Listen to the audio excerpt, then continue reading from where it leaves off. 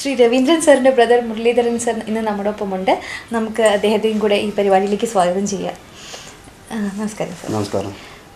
നിങ്ങളുടെ ഫാമിലി കോയമ്പത്തൂരിൽ വന്ന് ഫുള്ളി സെറ്റിൽഡ് ആണ്. ശരിക്കും നാട്ടിൽ നിന്ന് നിങ്ങൾ എവിടെ നിന്നാണ് വന്നത്? ഞങ്ങളിപ്പോൾ കോയമ്പത്തൂരിൽ ഞങ്ങൾ ചേട്ടനനിമാരെല്ലാവരും ജനിച്ചു വളർന്നൊക്കെ കോയമ്പത്തൂർ തന്നെ.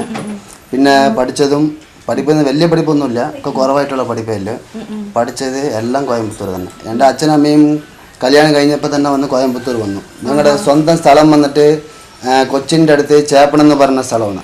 ചേപ്പണത്തിൽ വാതുക്കാടാണ് ഞങ്ങളുടെ തറവാടിൻ്റെ പേര്. എൻ്റെ അമ്മയുടെ തറവാടിൻ്റെ പേര് മുടശ്ശേരി പറഞ്ഞിട്ട് ചോറ്റാനിക്കരയില്ലേ, അവിടെയാണ് എൻ്റെ അമ്മയുടെ തറവാട്, ചോറ്റാനിക്കര. അപ്പോൾ എൻ്റെ അച്ഛനമ്മയും കല്യാണം കഴിഞ്ഞിട്ട് മേട്ടുപ്പാളി എന്ന് പറഞ്ഞ ഒരു സ്ഥലത്തേക്ക് അവർ അവിടുന്ന് ആ സമയത്ത് ഷിഫ്റ്റ് ചെയ്ത് വന്നു. അപ്പൊക്കെ നോക്കിയാൽ പറഞ്ഞാൽ മലയാളത്തുകാർ പറഞ്ഞാൽ തമിഴ്നാട്ടിലൊക്കെ ഭയങ്കര ഒരു എതിർപ്പാണ്. ആ സമയത്തൊക്കെ എൻ്റെ അച്ഛനമ്മയൊക്കെ ഇവിടെ വന്ന് ജീവിച്ച കാലങ്ങൾ നമ്മൾ വിചാരിച്ചു നോക്കിയെന്ന് വെച്ചാൽ ഇന്നത്തെ ദിവസത്തിൽ നമ്മൾ ഇവിടെ ഇരുന്നിട്ട് നമ്മൾ ഇത്രയൊക്കെ സമ്പാദിച്ചാലും അവർ ആ സമയത്ത് ജീവിച്ച ജീവിതം വന്നിട്ട് നമ്മൾ വിചാരിച്ചു നോക്കി അവർ ചെയ്താണ് വലിയ കാര്യങ്ങൾ. ഇന്ന് നമുക്കൊക്കെ നിറയെ സപ്പോർട്ട് ഉണ്ട് ഇവിടെ. അന്ന് അവർ കല്യാണം കഴിഞ്ഞിട്ട് അവർ വന്ന് ജീവിച്ച സമയത്ത് അവർക്ക് ആരും സപ്പോർട്ട് ഉണ്ടാവില്ല.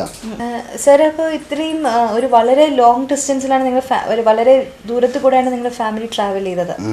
അപ്പോൾ ആ ഡിസ്റ്റൻസിൽ അതിനെപ്പറ്റി സാർ സംസാരിക്കുകയായിരുന്നു, നിങ്ങളുടെ ഫാമിലി ട്രാവൽ ചെയ്ത് വന്ന ആ വഴി. അപ്പോൾ അത് എങ്ങനെ നിങ്ങൾ സ്റ്റാർട്ട് ചെയ്തു അതിനെപ്പറ്റി സാർ പറഞ്ഞു വരികയായിരുന്നു. അതന്നെ, ഇപ്പം ഞങ്ങളുടെ അച്ഛൻ വന്നിട്ട് അന്ന് തന്നെ വന്നിട്ട് 4 മണിക്കൂർ പണി ചെയ്ത 500 രൂപ 1000 രൂപ സമ്പാദിച്ചാലും എന്നാലും അതിൽ വന്നിട്ട് അവർക്ക് ആ സമയത്തൊക്കെ വന്നിട്ട് അവിടെ സ്ഥലങ്ങളൊക്കെ ഭയങ്കര റേറ്റും കുറവായിരുന്നു.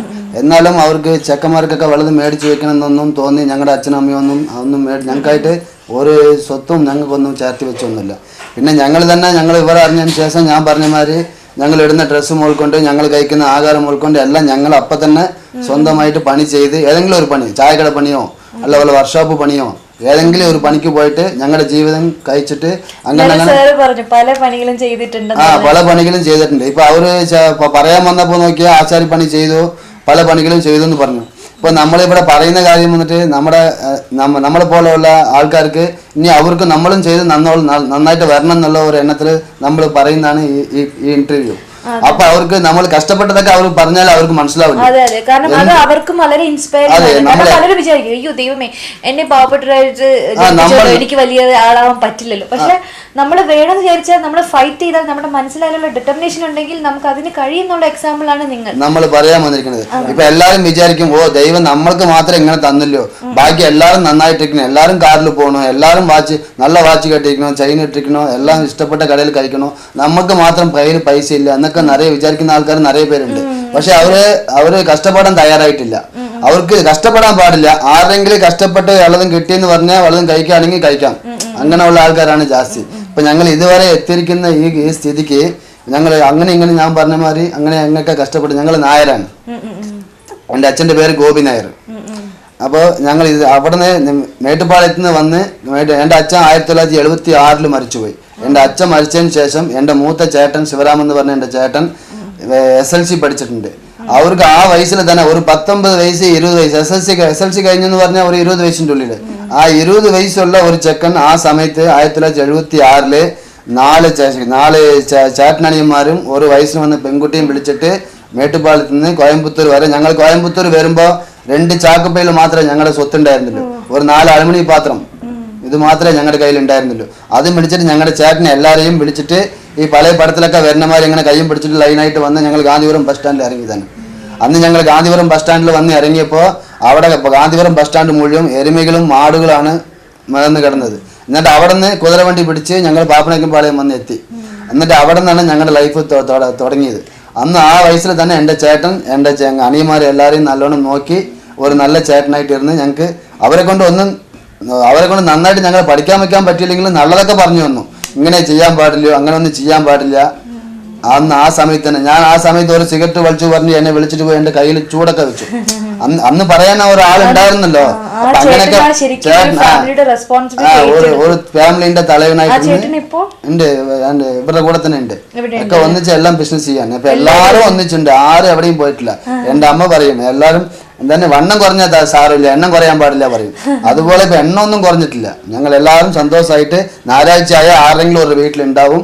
എല്ലാവരും ഓരോന്നും കഴിച്ചിട്ട് ഞങ്ങളുടെ കുട്ടികളെ നല്ലപോലെ പഠിപ്പിച്ചിട്ട് ഞങ്ങളുടെ കുട്ടികളും ഇനി ഞങ്ങളെ പോലെ തന്നെ കടച്ചു വരയ്ക്കും എല്ലാവരും ഒന്നിച്ചിരിക്കണം, ഫാമിലിയിൽ ഒരേ അഫെക്ഷനായിട്ട് ഇരിക്കണം, ആരെയും എവിടെയും തെറ്റി പോകാൻ പാടില്ല പറഞ്ഞിട്ട് എല്ലാവരും അടുത്തടുത്തുള്ള ചെക്കന് പെണ്ണിന് ചെക്കൻ നോക്കണോ അടുത്ത് തന്നെ നോക്കണം, ചെക്കന് പെണ്ണ് നോക്കണം അതും അടുത്ത് തന്നെ നോക്കണം, ആരും എവിടെയും പിരിഞ്ഞു പോകാൻ പാടില്ല എന്നൊക്കെ ഒരു എണ്ണത്തില് ഞങ്ങളുടെ ജീവിതം. ഇപ്പൊ നിങ്ങളുടെ സ്വപ്നം എന്താന്ന് ചോദിച്ചില്ലേ, ഞങ്ങളുടെ സ്വപ്നങ്ങൾ അതാണ്. ഞങ്ങളുടെ കുട്ടികളൊക്കെ നല്ലോണം കല്യാണം കഴിച്ച് ഞങ്ങളൊക്കെ പിരിക്കുന്ന പോലെ തന്നെ ഞങ്ങളുടെ കുട്ടികൾ ഒന്നിച്ചിരിക്കണം, ഞങ്ങൾ കാണണം. ഞങ്ങൾ അത് മാത്രമല്ല, ഞങ്ങൾ ചേട്ടനണിമാർ ഒന്നിച്ചിട്ടുണ്ട്, ഒരേ സ്ഥലത്തുണ്ട്, ഞായറാഴ്ച ഒന്ന് കൂടുന്നുണ്ട്.